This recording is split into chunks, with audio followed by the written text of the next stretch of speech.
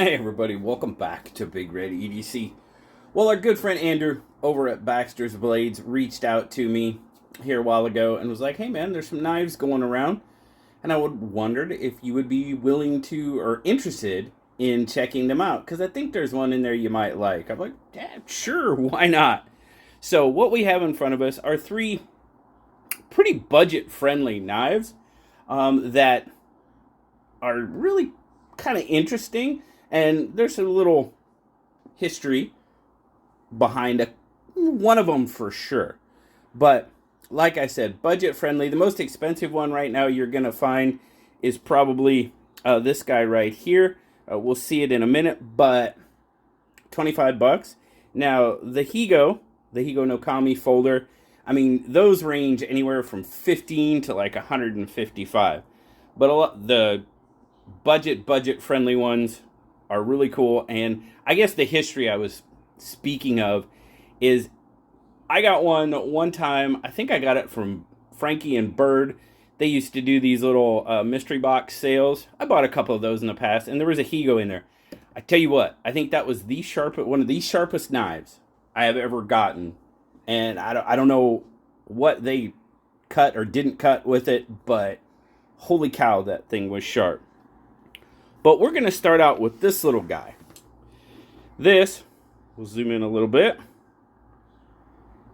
This is a little multi-tool from Baladeo. Now, we've seen a couple of Baladeo knives on the channel before. Cool little multi-tool. You got a nice little sort of drop point, kind of penish blade going on there with a nail neck. Now, this guy, budget friendly, like 11 bucks. Now, you're talking 2CR13 steel. So it's not like you're getting Maximate on it. So you just got to know that going into it. But you've got a nice little blade. It even locks right there. Nice little locking blade. Cool. You got a corkscrew going on there. You got a punch or an awl, if you will. What else we got on there? Got your can opener. Kind of sort of flat tip. A little bit. A little flat. Scissors. We always like scissors. Let's see here. It's a paper here. Oh, they're pretty snippy. Pretty snippy little scissors. Yeah. Not bad. So, scissors. I always like scissors. Scissors are always an excellent addition to any multi-tool. Got your can opener. Let's see here. Am I missing anything? Oh, what do we got here? No? I know I'm missing something. Well, maybe not. No, I think maybe I got everything. 1, 2, 3, 4, 5, 6. I'm missing something. Where is it at? I knew. Now, I've played with this thing a little bit, not a lot. So I'm wondering if there's a saw blade. Huh. Alright. Oh, the ring. I think the ring is the 7th tool. Okay. But like I said, a cool little multi-tool. You know, maybe something to throw in your tackle box, toolbox, something like that. Fun little tool. It'll work for you in those, small-time jobs. So, right on. Very, very cool. Now, the next one, like I said, is the Higo no Kami. Now, like I said, you can find these ranging from, I think the least I found was 15. And I know I saw one for like 155. It's like Damascus and brass, and it's really pretty nice. But these little knives, friction, sort of like, friction folder. You've got the little tab here. Push it open. You can keep your thumb on it, so it's going to keep it open. Those of you that the whole slip joint things. Now, this one's definitely been used, but it's still got a decent edge on it. It's got some, looks like maybe it was a tackle box knife or something like that at some point. But they're really inexpensive for the most part. Pretty cool little knives. Now, I'm not sure who made this sheath. I know who made the next sheath we're going to look at. But It's a cool little sheath, fits it perfectly. I don't know if it came with it. I forgot to ask Andrew, but it's got a nice little lanyard with a little bead on it. But this is the one that he thought I was really going to be interested in checking out. Excuse me, guys. I'll be right back. All right. Sorry about that. Had to check on something real quick. But now this is a sheath made by J.O. Ventures Outdoors, as you can see right there. He makes fantastic sheaths. As you know, I have my very own J.O. Venture Outdoors. It says Big Red. We got the fish on the front. And hey, look at this. It's the perfect size for my absolutely wonderful Case Amber Jig Bone, Peach Seed Jig Bone, Sodbuster Jr. See, I don't hate Case knives. This is a beautiful, beautiful. And this has its very, very own sheath from J.O. Ventures. But, like I said, J.O. Ventures makes some fantastic, fantastic looking sheaths. Very cool.